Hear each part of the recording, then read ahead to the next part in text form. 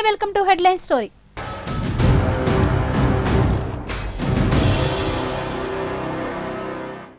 ఏపీలో రాజకీయం హీటెక్కింది. అది న్యాయ వ్యవస్థకి లింక్ అయి ఉంది. అది కూడా సుప్రీంకోర్టు కావడంతో నేషనల్ ఇష్యూ అయింది. ఇన్నాళ్ళు సైలెంట్గానే ఉన్నాం, ఇక మీదట ఊరుకోం అన్నట్లు ఉంది వ్యవహారం. ఏపీలో న్యాయ వ్యవస్థ పనితీరుపై సుప్రీంకోర్టు ప్రధాన న్యాయమూర్తి ఎస్ఏ బాబ్డేకు సీఎం జగన్ లేఖ రాయడం సంచలనం రేపుతోంది. ఏపీ హైకోర్టును supreme court judge justice N V Ramana ప్రభావితం చేస్తున్నారని లేఖలో ఫిర్యాదు చేశారు. ఈ వ్యవహారం ప్రస్తుతం ఏపీలోనే కాక దేశవ్యాప్తంగా దుమారం రేపుతోంది. ముఖ్యంగా సీఎం జగన్ 6 జడ్జిలను టార్గెట్ చేశారు. వారిలో జస్టిస్ ఎన్వి రమణ ఉండగా తర్వాత ఏపీ హైకోర్టు ప్రధాన న్యాయమూర్తి justice Jitendra Kumar, Maheshwari, justice A V Seshasai, justice M Satyanarayanamurthy, justice D V S Somayajulu, justice D Ramesh ఉన్నారు. వీరిపై సీఎం జగన్ తీవ్ర ఆరోపణలు చేశారు.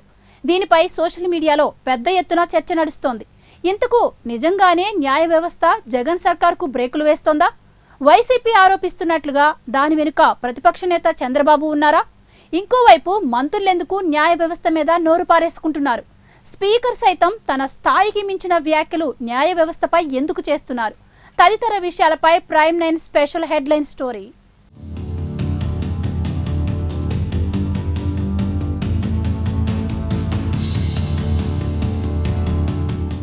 దేశ చరిత్రలో కనీ విని ఎరుగని చర్యకు ఆంధ్రప్రదేశ్ ముఖ్యమంత్రి వైఎస్ జగన్ ఉపక్రమించారు. ఏపీలో ప్రభుత్వాన్ని అస్థిరపరిచేలా టీడీపీ అధినేత చంద్రబాబు న్యాయ వ్యవస్థను ఎంచుకున్నారని, వైసీపీ ప్రభుత్వానికి వ్యతిరేకంగా ఏపీ హైకోర్టు ఇస్తున్న తీర్పులు, స్టే ఉత్తర్వుల వెనుక supreme court judge justice N V Ramana జోక్యం ఉందని, దీనికి సంబంధించి తమ దగ్గర కూడా ఆధారాలు ఉన్నాయని, ఈ వ్యవహారంపై జోక్యం చేసుకోవాలంటూ chief justice of India S A బాబ్డేకు ఫిర్యాదు లేఖను అందజేశారు. స్వయంగా వైసీపీ అధికార ప్రతినిధులు, ఏపీ మంత్రులే దీన్నొక సంచలన నిర్ణయంగా అభివర్ణించారు. సుప్రీం టాప్ జడ్జిల్లో ఒకరిపై ఓ రాష్ట్ర ముఖ్యమంత్రి ఆ తరహాలో ఫిర్యాదు చేయటం, ఏకంగా ప్రభుత్వాన్ని అస్థిరపరిచే ప్రక్రియలో భాగస్వామి అయ్యారని ఆరోపించడం దాదాపు తొలిసారి కావడంతో దేశవ్యాప్తంగా చర్చనీయాంశమైంది. ఏపీ సీఎం వైఎస్ జగన్ ఇటీవల 10 రోజుల వ్యవధిలో 2 సార్లు ఢిల్లీ పర్యటన చేశారు. చివరిగా అక్టోబర్ 6న ఆయన ప్రధాని మోదీని కలిశారు. రాష్ట్రానికి రావాల్సిన పెండింగ్ నిధులు, సమస్యలపై ఆ భేటీలో చర్చించినట్లు నాడు వార్తలు వచ్చాయి. అయితే సరిగ్గా అదే రోజున జగన్ సీజీఐ బాబ్డేను కలిసి జస్టిస్ ఎన్వి రమణపై ఫిర్యాదు లేఖను కూడా అందించినట్లు ఆలస్యంగా వెల్లడైంది. చంద్రబాబుకు అనుకూలంగా ఏపీ హైకోర్టు వ్యవహరిస్తోందని, దాని వెనుక జస్టిస్ రమణ ఉన్నారని, ఆయన పాత్రకు సంబంధించిన ఆధారాలను సీజీఐకి జగన్ అందించిన విషయాన్ని ఏపీ ప్రభుత్వ సలహాదారు అజయ్ కల్లా ఆలస్యంగా మీడియాకు తెలిపారు. అంతేకాదు, జస్టిస్ రమణ గతంలో వెలువరించిన తీర్పులు, ఆయన కుటుంబీకులకు సంబంధించిన ఆస్తుల జాబితాను సైతం జగన్ తన లేఖలో పొందుపరచటం, వాటిని పబ్లిక్ డొమైన్లో విడుదల చేయటం సంచలనంగా మారింది. జస్టిస్ చలమేశ్వర్, మాజీ ఏజీ దమ్మాలపాటి ప్రస్తావన, AP high court supreme justice N V Ramana తీరును ఆక్షేపిస్తూ సీఎం జగన్ సీజీఐకి మొత్తం 8 పేజీలతో కూడిన లేఖ రాశారు. అందులో వివిధ ఆరోపణలకు సంబంధించిన ఆధారాలను సైతం ప్రభుత్వ సలహాదారు అజయ్ కల్లాం బహిర్గతం చేశారు. ఏకంగా పీడీఎఫ్ కాపీలను ఇంటర్నెట్లో ఉంచారు. వాటిలో ఏపీ మాజీ అడ్వకేట్ జనరల్ దమ్మాలపాటి శ్రీనివాస్ ప్రస్తావన ప్రముఖంగా ఉండగా, సుప్రీం మాజీ జడ్జి జాస్తి చలమేశ్వర్ పేరును కూడా ప్రస్తావించారు. దమ్మాలపాటి శ్రీనివాస్తో కలిసి జస్టిస్ రమణ ఆస్తులు పోగేశారని కూడా జగన్ లేఖలో ప్రస్తావించడం, దానికి ఆధారాలుగా చెబుతున్న కాపీలను కల్లాం బయటపెట్టడం కలకలం రేపుతోంది.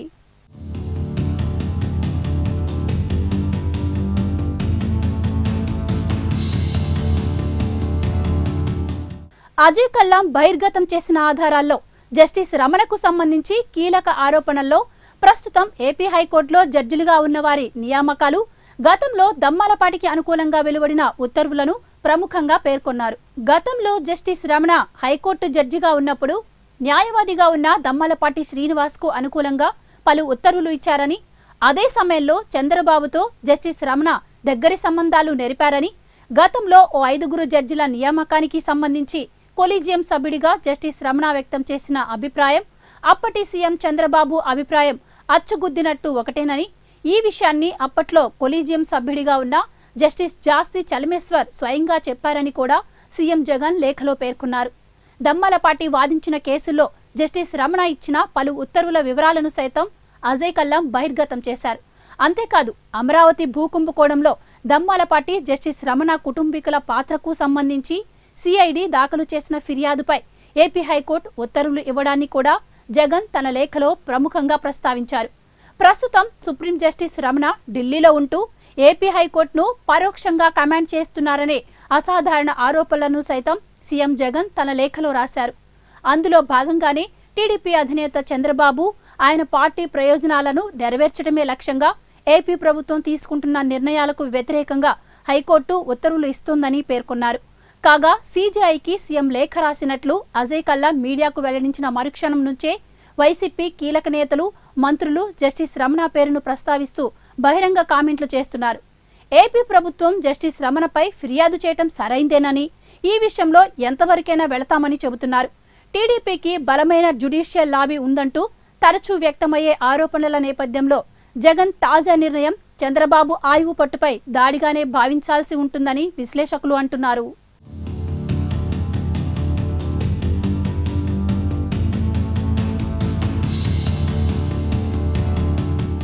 దేశంలో న్యాయ వ్యవస్థను, రాజకీయ వ్యవస్థను అతిపెద్ద కుదుపునకు లోను చేసిన సంఘటన ఇది.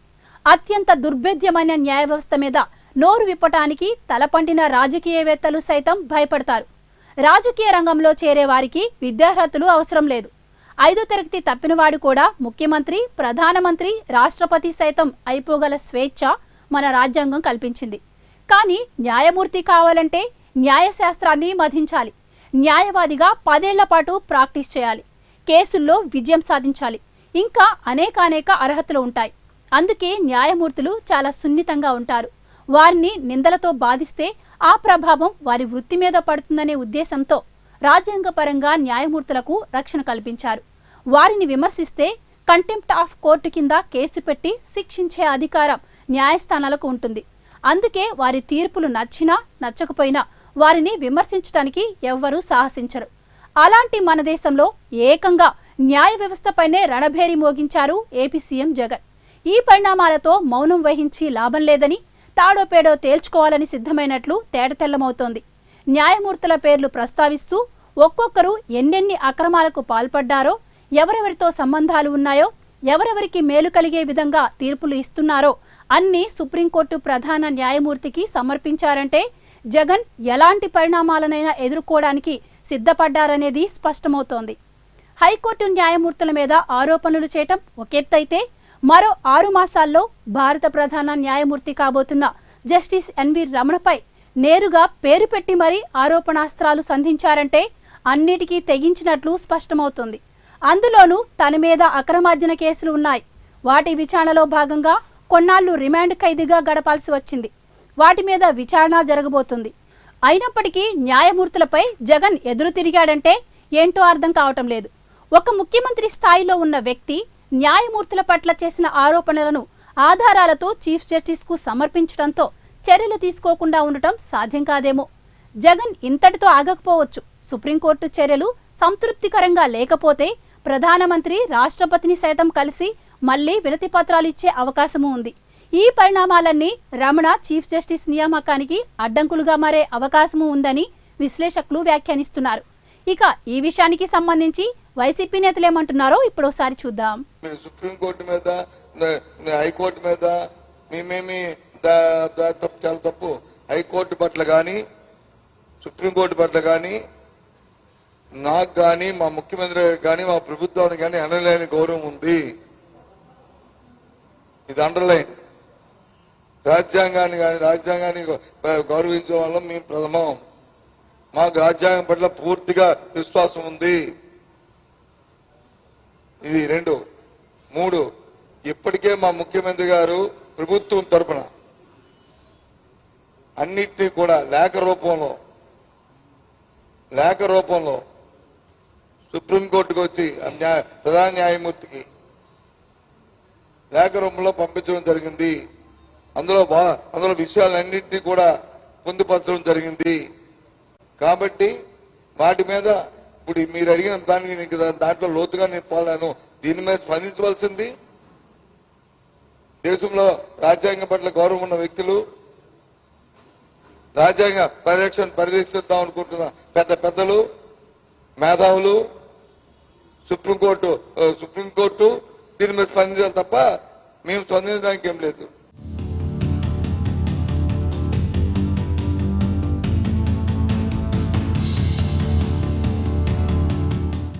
హెడ్లైన్ స్టోరీలో షార్ట్ బ్రేక్ తీసుకుందాం.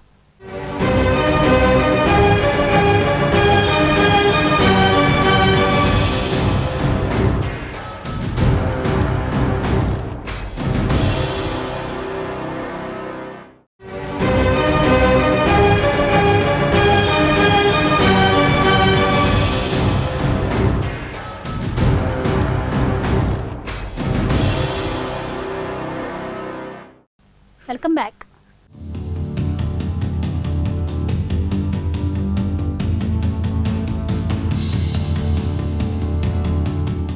సుప్రీంకోర్టు న్యాయమూర్తిపై మొత్తం రాష్ట్ర న్యాయ వ్యవస్థ మీద ఈ స్థాయి ఆరోపణలు స్వతంత్ర భారతావనిలో ఎవరూ చేసిన దాఖలాలు లేవు.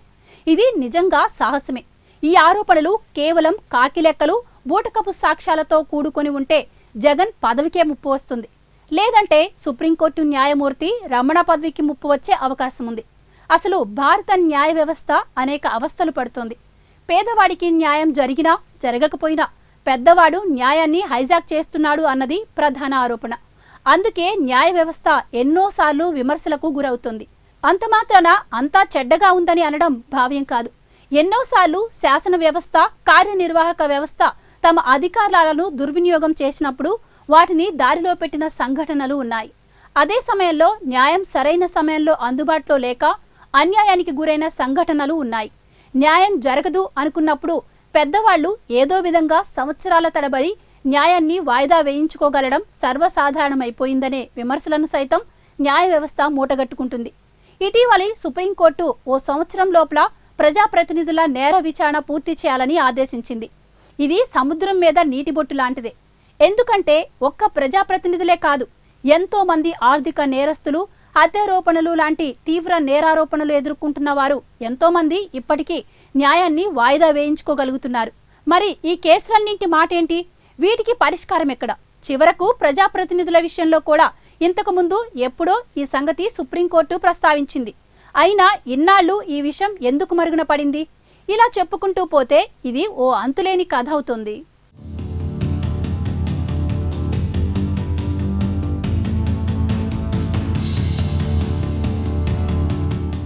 ఇంకోవైపు న్యాయ వ్యవస్థ వర్సెస్ వైసీపీ సర్కార్ అన్నట్లుగా ఏపీలో పరిణామాలు సాగుతున్నాయి. వైసీపీ సర్కార్ న్యాయ వ్యవస్థపై దాడి చేస్తోందని టీడీపీ శ్రేణులు ఆరోపిస్తున్నాయి. మంత్రులెందుకు న్యాయ వ్యవస్థ మీద నోరు పారేసుకుంటున్నారు? స్పీకర్ సైతం తన స్థాయికి మించిన వ్యాఖ్యలు న్యాయ వ్యవస్థపై ఎందుకు చేస్తున్నారు అంటూ ప్రశ్నలు సంధిస్తున్నారు టీడీపీ నేతలు. కోర్టు తీర్పులపై కొందరి వ్యక్తుల ప్రభావం ఉందని ముఖ్యమంత్రి ఆరోపించడం అంటే నేరుగా న్యాయ వ్యవస్థ మీద దాడి చేయడమేనని ప్రతిపక్ష శ్రేణులు అభిప్రాయపడుతున్నారు. అయితే వైఎస్ జగన్ డేరింగ్ యాటిట్యూడ్కి ఇదొక నిదర్శనమని వైసీపీ అభిమానులు చెబుతున్నారు. నిజానికి ఏదైనా కేసులో తీర్పులు ప్రభుత్వానికి కావచ్చు, వ్యక్తులకు కావచ్చు వ్యతిరేకంగా వస్తే హైకోర్టులో అప్పీల్కి ఛాన్స్ ఉంటుంది. ప్రభుత్వానికి ఈ అవకాశాలు ఇంకా ఎక్కువగా ఉంటాయి. జస్టిస్ ఎన్వి రమణ నిజంగానే ఆయా కేసుల తీర్పుల్ని ప్రభావితం చేశారా? చేయగలిగితే ఆయనే సుప్రీం అని భావించాల్సి వస్తుందేమో. కానీ అలా జరగదు కదా. సుప్రీంకోర్టులోనే బోల్డ్ అన్ని బెంచ్లు ఉంటాయి. ముంబైలో మానహోమం సృష్టించిన తీవ్రవాది కసబ్కి ఉరిశిక్ష అమలయ్యే ముందు కూడా న్యాయస్థానం ఎన్నో అవకాశాలు కల్పించింది. నిర్భయ ఘటనలోనూ అంతే. అలాంటిది ప్రభుత్వం ఓ కేసులో ఓడిపోతే అప్పీల్ చేసుకోవడానికి అవకాశం ఉండదా? ముఖ్యమంత్రి సుప్రీం సీజేకి రాసిన లేఖ తర్వాత ఇవే ప్రశ్నలు తెరపైకి తెస్తున్నాయి టీడీపీ శ్రేణులు. అనేక కేసుల్లో ముద్దాయిగా ఉండి 16 నెలలు జైలు జీవితం గడిపిన వ్యక్తి న్యాయమూర్తుల గురించి మాట్లాడటం ఏంటంటూ ఎద్దేవా చేస్తున్నారు. జస్టిస్ ఎన్వి రమణ, చంద్రబాబు స్నేహంపై వైసీపీకి అనుమానాలు ఉంటే అందుకు తగ్గ ఆధారాలతో బండారం బయటపెట్టొచ్చు. కానీ న్యాయ వ్యవస్థ మీద మరకలు వేయడం ఎంతవరకు సబబు అనేదే అసలు ప్రశ్న. ఇక దీనికి సంబంధించి టీడీపీ నేతలు ఏమంటున్నారో ఇప్పుడోసారి చూద్దాం.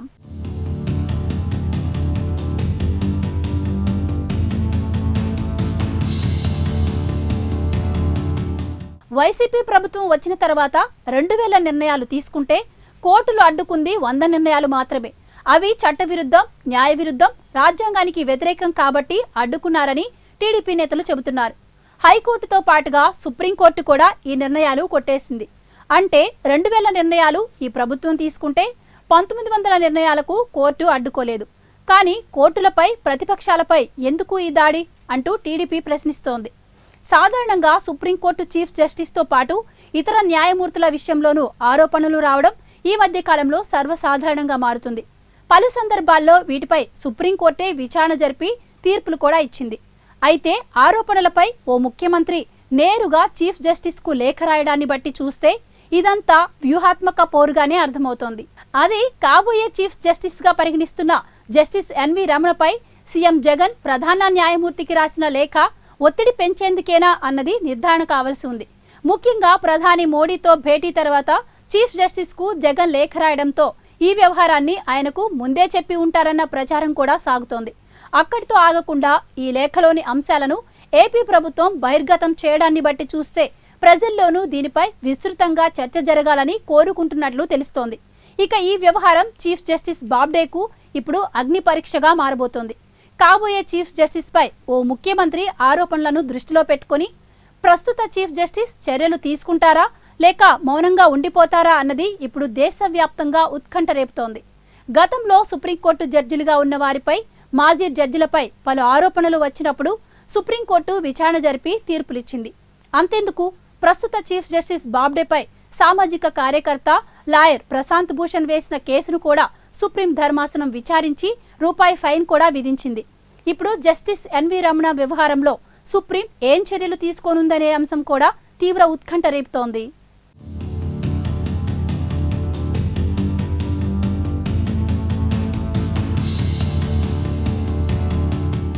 సీఎం జగన్ రాసిన లేఖతో తలో మాట అంటున్నారు. సుప్రీం వర్సెస్ సీఎం జగన్ అనేవాళ్లు, జగన్ ఇక తగ్గేదే లేదు అనేవాళ్లు, లేఖ కరెక్ట్ కాదు అనేవాళ్లు ఉన్నారు. ఏపీలో పెద్ద కథే నడుస్తోంది అని కామెంట్స్ చేస్తున్న లీడర్లు ఉన్నారు. ఇలా పార్టీకో కామెంట్ చేస్తున్నారు. ఏది ఏమైనా న్యాయ వ్యవస్థలో తీర్పును విమర్శించొచ్చు గాని న్యాయమూర్తులను విమర్శించకూడదు. దానివలన ఆ వ్యవస్థపై ప్రజల్లో నమ్మకం పోతుంది. సుప్రీంకోర్టు న్యాయమూర్తి రమణ 6 నెలల్లో ప్రధాన న్యాయమూర్తి పదవిని అలంకరించాల్సిన వ్యక్తి. ఇన్ని ఆరోపణలు వచ్చిన తర్వాత వీటిపై సరైన విచారణ జరగకుండా ఆ పదవిలో కూర్చోలేరు. ప్రధాన న్యాయమూర్తి బాబ్డేకి న్యాయ వ్యవస్థకే ఇది పెద్ద సవాల్. శాసన వ్యవస్థ, కార్యనిర్వాహక వ్యవస్థ తప్పు చేస్తే న్యాయం కోసం మనం ఆర్థించేది న్యాయ వ్యవస్థనే. అటువంటిది ఈ వ్యవస్థపై నమ్మకం పోకుండా చూడాల్సిన బాధ్యత అత్యున్నత న్యాయస్థానంలోనే న్యాయమూర్తులపై ఉంది. అలా జరగకపోతే దేశ వ్యవస్థలపైనే ప్రజలకు నమ్మకం పోతుంది. అలా జరగదని ఆశిద్దాం. నిజానిజాలు నిగ్గు తేల్చాలని కోరుకుందాం. ఇక ఇది ఇవాల్టి హెడ్లైన్ స్టోరీ. చూస్తూనే ఉండండి ప్రైమ్ 9 న్యూస్. నిజం ఇదే మా ఇజం.